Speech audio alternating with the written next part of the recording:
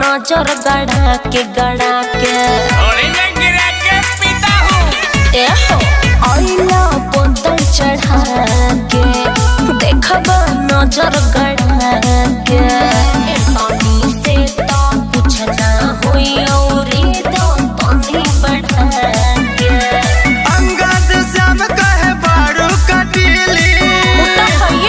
अरे रायचंद श्याम कहे बारू कटीली मुड नहीं बानी जे हसबू ना अरे मुड सन की तले जइबै उठा के इतना दम अरे मुड सन की तले जइबै उठा के मुड सन की तले जइबै उठा के